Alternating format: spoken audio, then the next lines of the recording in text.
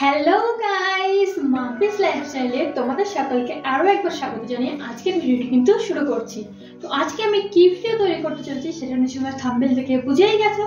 তো বেশি একদমই কথা বলবো না, ভিডিওটি কিন্তু শুরু করবো। তার আগেই বলি ভিডিওটি কিন্তু একদমই স্কিপ করবে না, কারণ একটা দারুণ ইন্টারেস্টিং ব্যাপার রয়েছে। স্কিপ করলে কিন্তু তোমরা পুরো ইন্টারেস্টিং ব্যাপারটাই মিস করে যাবে। আর যারা আমার ভিডিও নতুন দেখছো কি ভাবছো, যাও সাবস্ক্রাইব বাটনটি অন করে দাও, পাশে থাকা বেল বাটনটি কিন্তু অবশ্যই প্রেস করে দেবে। আমার সমস্ত ভিডিওর নোটিফিকেশন আমার সব থেকে কাছের মানুষদের কাছে তাহলে পৌঁছাবে কি করে? যাও সাবস্ক্রাইব বাটনটি অন করে দাও। আর বেশি কথা একদমই বলবো না, চলো ভিডিওটি শুরু করবো। সো গাইস, এখানে কিন্তু আমি সকাল সকাল রেডি হয়ে নিয়েছি। আর এইদিকে দিদি আর সোনাও কিন্তু চলে এসেছে। এখানে দিদি হাই করে দিল, আর আমি আর দিদি সোনাকে বলছিলাম সোনা একটু হাই করে দাও।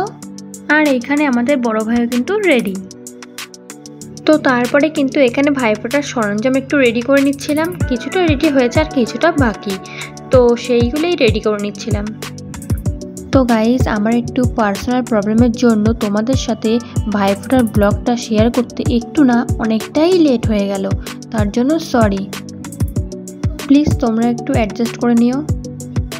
আর তারপরে আমি আর দিদি মিলে কিন্তু একটু গোছগাছ করে নিচ্ছিলাম। এই দিকের গোছগাছ কমপ্লিট হতেই আমি চলে এসেছিলাম আমাদের গপু ভাইকে স্নান করাতে।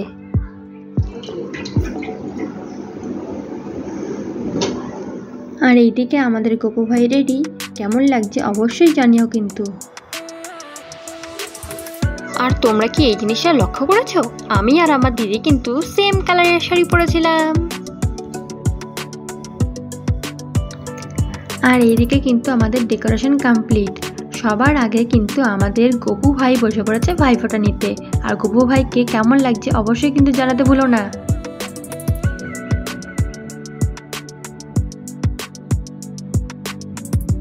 আর এইদিকে দুই ভাই কিন্তু রেডি হয়ে চলে এসেছে। আর মাসি দেখো ইয়া বড় হাই তুলছে, মনে হচ্ছে কয় রাত ঘুমায় না।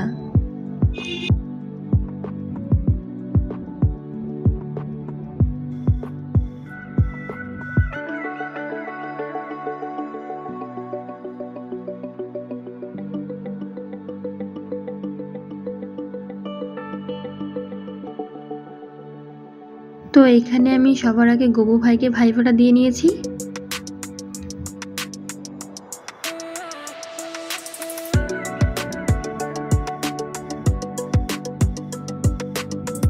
আর গপু ভাইকে দেওয়ার পরেই কিন্তু আমি বড় ভাইকে ভাইফোঁটা দিয়ে নেব।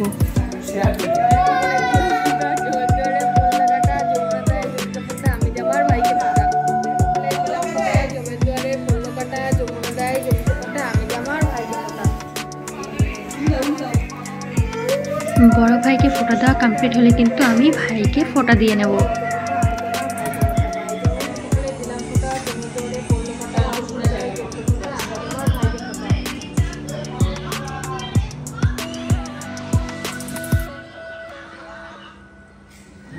আর এইদিকে দেখো গাইস, এমন ক্যামেরাম্যানের হাতে ক্যামেরা ছিল যে আমার অর্ধেক মুন্ডুই কেটে দিয়েছে, পুরো মুন্ডুহীন করে দিয়েছে। ক্যামেরাম্যানকে খারাপ বললে চলবে না, ভালো বলতে হবে। তারপরে কিন্তু আমার মুন্ডু বসিয়ে দিয়েছে। সবাই প্রণাম কর হরি মোটরের মতো তাড়াতাড়ি।